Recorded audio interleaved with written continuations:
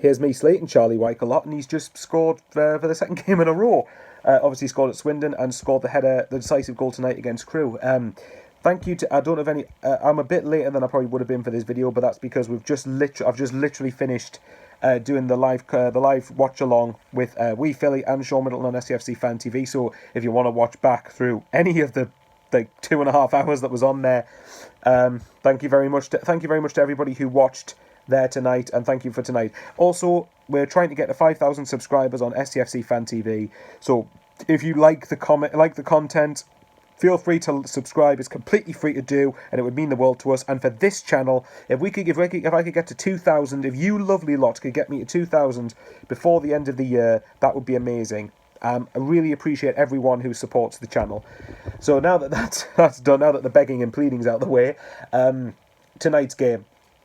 For me, I think to start with, it was a very scrappy game. But I think as the game grew on later on in the first half, and certainly the start of the second, Sunderland did start to dictate the game a lot. And, it was definitely an interesting experience doing a stream reaction to it, because all of us were behind. But as far as the game was concerned, Sunderland, I think, did just about deserve the win. Any Crewe fans watching, tell me what you think. I did say in the live stream, the SCFC Fan TV live stream, that Crewe are not a bad side. They lost 2-0 to Charlton, but the narrative coming out of that game, apparently, correct me if I'm wrong, that Crewe should have got something out of that game. Apparently they had a load of chances. It took top of the table Hull until the 80th or 81st minute, whatever it was, to beat them, to score. And going into tonight's game, they were unbeaten in their previous 3. So it was definitely going to... That's why on SCFC Fan TV, when I asked my prediction, I did go for 1-0 Sunderland, because I did honestly think that it wouldn't be a romp. I was hoping for a nice, comfortable win, but I didn't think we were going to get it. Crewe had a lot of the ball, but in terms of overall chances, they didn't have as much. Not from what I can remember, anyway. Whereas Sunderland had a good couple of chances. Chris Maguire had a couple of chances.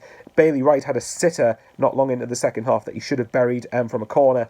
But in general, I think I would give man of the match to Charlie Wyke tonight. I think he was industrious. I think he was starting to show a bit more of what I was wanting to see from him. And if he keeps this up, fair play. What I would say is, he's had two teams that don't have the best, on paper, the best of quality. I know, Crewe, don't get me wrong, have started well. Swindon barely offered, without being disrespectful, Swindon didn't really offer that much at the weekend. I do think he'll start against Portsmouth, but Portsmouth, we know what good players Portsmouth have. That's going to be a very tough game. But you can only beat what's put in front of you. These last 2 games, Charlie Wyke has delivered. He's got the first goal, he got us underway against Swindon, and he scored the decisive goal tonight. So, Sunderland, as well, as the game grew on again and again, pressed Crewe quite a bit. I'm very impressed with the pressing and the organisation so far that Parkinson has got into these guys. And not to mention, this is our 6th game played. We're on 14 points. Again, when you bear in mind we've played Charlton, who came down from the Championship, and I don't care what anyone says, they will improve as the season goes on.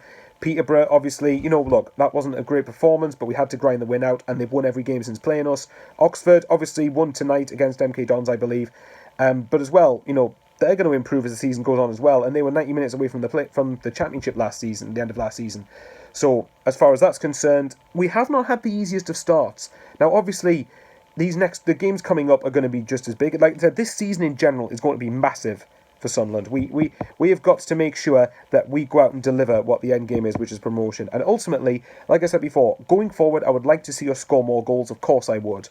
But thanks to Wyke being the difference tonight, Wyke the difference, there you go, there's the title, we've got another win. Ultimately, it's about getting the points on the board. And as much as I do want us to score more goals down the line, keeping clean sheets is just as important. I do know we are going to concede goals from open play. That's natural. It's just going to happen.